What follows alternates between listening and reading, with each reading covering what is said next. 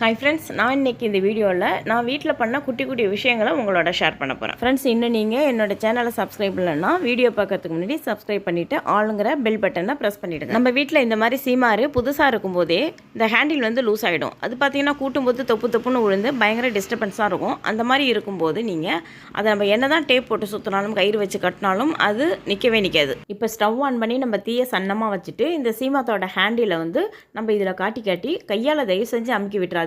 கதை முடிஞ்சது.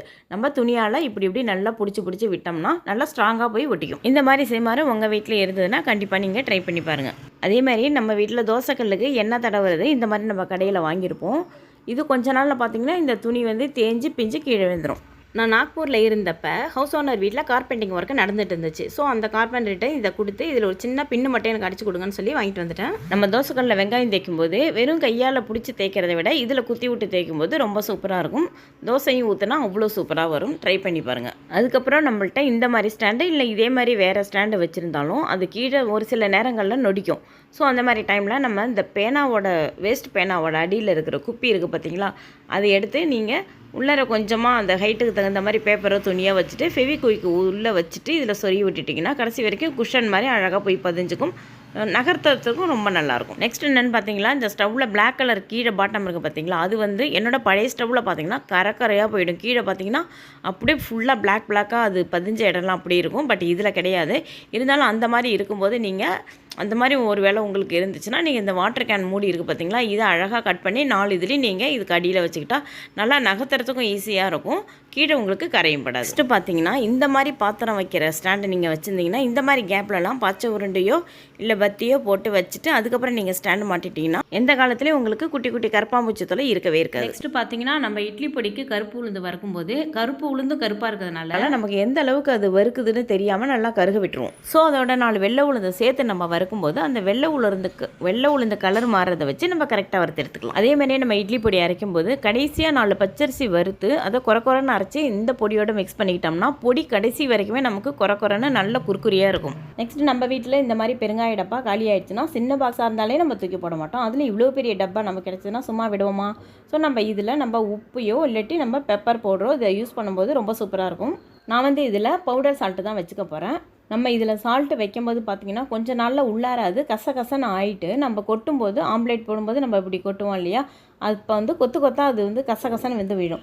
அதனால் நம்ம இந்த உப்பை இதில் கொட்டுறதுக்கு முன்னாடி வானலில் போட்டு நல்லா வறுத்து எடுத்துட்டோம்னா அது நல்லா பார்க்குறதுக்கு மணலாக உதிரி ஆகிடும். அதுக்கப்புறம் நம்ம ஆற வச்சு இதில் கொட்டிக்கிட்டோம்னா ஆம்லேட் போடும்போது சரி இல்லை நம்ம சாதத்துக்கு ஏதாவது உப்பு பத்தலைங்கும் போது கொஞ்சம் எடுத்துக்கிட்டோம்னாலும் கரெக்டாக பார்த்து அழகாக வந்து விழும்.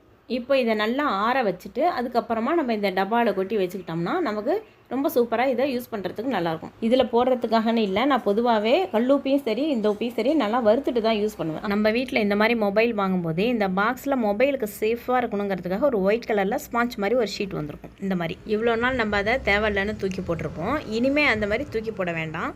இதை வச்சு நம்ம என்ன செய்யலாங்கிற ஐடியா பார்க்கலாம். இந்த மாதிரி நம்மள்ட்ட பார்ட்டாக பிரித்தா மாதிரி ஒரு பிளாஸ்டிக் பாக்ஸ் இருந்ததுன்னா நம்ம அதில் ஜுவல்ஸ் ஏதோ போட்டு வைக்கிறதுக்கு நம்ம யூஸ் பண்ணிப்போம். அந்த மாதிரி ஒரு பாக்ஸ் எடுத்துக்கலாம். எப்போவுமே நம்ம ஜுவல்ஸை ரொம்ப சேஃபாக தான் வைப்போம். இந்த மாதிரி பிளாஸ்டிக்கில் இப்படி டைரெக்டாக வைக்கிறத விட ரோஸ் கலர் பேப்பரில் வச்சா நல்லது. பட் ரோஸ் கலர் பேப்பருக்கு இப்போ நம்ம எங்கேயும் போக முடியாது. ஸோ நம்ம இந்த மாதிரி மொபைல் கவரில் இருக்கிற அந்த ஒயிட் கலர் ஷீட்டை இதுக்கு ஏற்ற மாதிரி அழகாக நம்ம கட் பண்ணி அதுக்கு அடியில் வச்சுட்டு நம்ம அதுக்கு மேலே இந்த நகையெல்லாம் ரொம்ப சேஃபாக வச்சுக்கலாம். இப்போ இந்த பாக்ஸில் இருக்கிற அதோட மெஷர்மெண்ட்டை நம்ம அளந்துட்டு அதுக்கேற்ற மாதிரி இந்த ஷீட்டை வந்து நம்ம கட் பண்ணி அழகாக எடுத்துக்கலாம். இப்படி கட் பண்ண ஒரு பீஸை நம்ம எடுத்து வச்சு பார்த்தா அளவு சரியாக இருக்குது. ஸோ இதே அளவில் நம்ம எல்லாத்தையும் கட் பண்ணி எடுத்துக்கலாம்.